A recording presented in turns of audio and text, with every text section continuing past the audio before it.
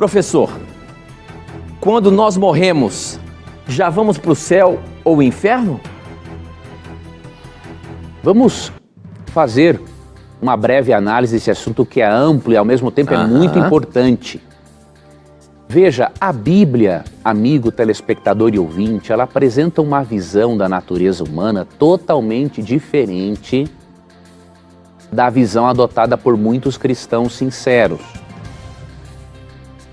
Muitos cristãos sinceros pensam que a Bíblia divide a natureza humana, né, em dois ou em três. Alguns creem que a Bíblia divide a natureza humana em corpo e alma.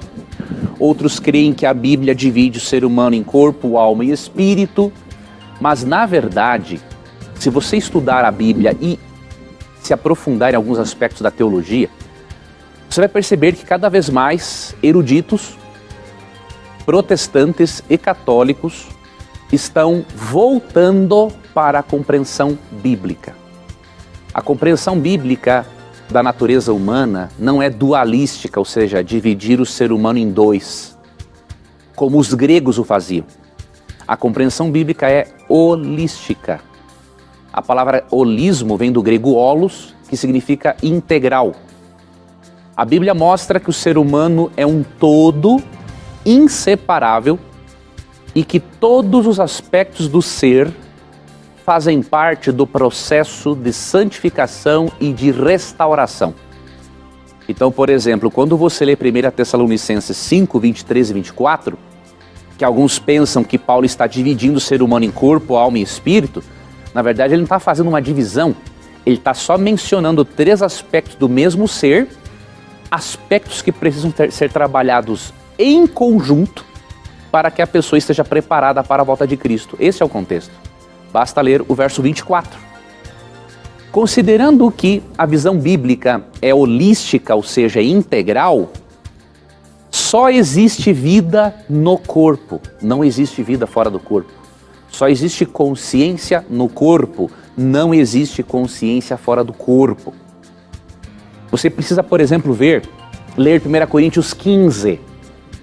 Ali menciona-se que os justos voltarão à vida num corpo espiritual que corresponde ao corpo transformado, mas é um corpo. Então não existe vida fora do corpo, de acordo com o texto bíblico. E um outro detalhe importante a considerar é que enquanto não houver a ressurreição e Deus reunir corpo, espírito, que é o fôlego de vida, não é? Enquanto Deus não reunir esses elementos, a pessoa se encontra num estado de inconsciência, aguardando a volta de Cristo. E a Bíblia usa a metáfora do sono, tanto no Antigo quanto no Novo Testamento, para mostrar que os mortos se encontram num estado de inconsciência e de inatividade. E eu vou mostrar alguns textos para você que apresentam essa metáfora do sono. O primeiro, Jeremias 51, 39. Estando eles esganados, preparar-lhe-eis um banquete, e embriagá-los-ei, para que se regozijem e durmam sono eterno, e não acordem, diz o Senhor. E no verso 57, repete-se a mesma coisa. Ou seja, o castigo de Babilônia traria para esses ímpios babilônicos um sono eterno. Então a Bíblia compara aqui a morte a um sono. Outro texto interessante, Daniel, capítulo 12. E alguns alegam, mas isso se refere ao corpo. Isso não existe. Se refere ao ser como um todo, porque a Bíblia não faz separação. Daniel 12, 2. Muitos dos que dormem no pó da terra ressuscitarão, uns para a vida e outros para a vergonha e horror eterno. Você percebe? Diz primeiro que eles estão no pó da terra e o quê? Dormindo. Então não estão no céu e nem no inferno. Até porque o juízo é algo futuro. O juízo, a terceira fase do juízo é algo futuro. Então, é depois que Deus vai definir, não é? Quem irá e quem não irá para o céu. E aqui no versículo Daniel 12:13, olha o que Deus fala para Daniel. Ó. Tu, porém, segue o teu caminho até o fim, pois descansarás e ao fim dos dias te levantarás para receber a tua herança. Veja, Daniel não foi prometido que ele iria para o céu logo após a morte, mas que depois que ele descansasse, no fim dos dias, ou seja, quando Cristo voltasse, ele voltaria à vida. E não é só o Antigo Testamento que usa a metáfora do sono para se referir à morte. No Novo Testamento também usa-se a mesma metáfora. Ou seja, os autores bíblicos não tiveram o que alguns críticos dizem assim, eles tiveram uma revelação progressiva e aí eles passaram agora a crer na consciência após a morte. Isso não existe.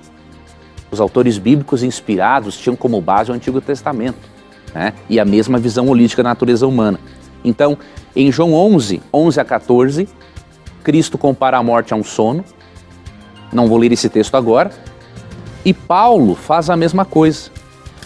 Em outros textos, eu vou ler apenas mais um, 1 Coríntios 15, verso 20, ó.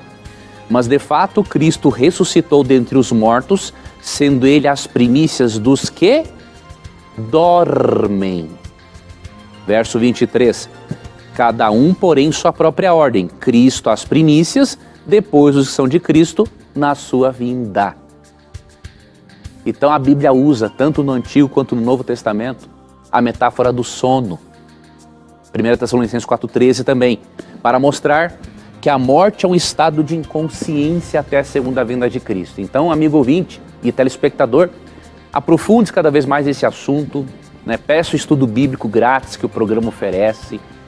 Você vai ver que está diferente a crença bíblica do que aquilo que você aprendeu na sua igreja, mas faz parte do crescimento. Eu um dia também acreditei na imortalidade da alma, mas depois que eu estudei a Bíblia, Deus me ajudou, percebi que não era assim. Então, o importante é estarmos abertos ao conhecimento.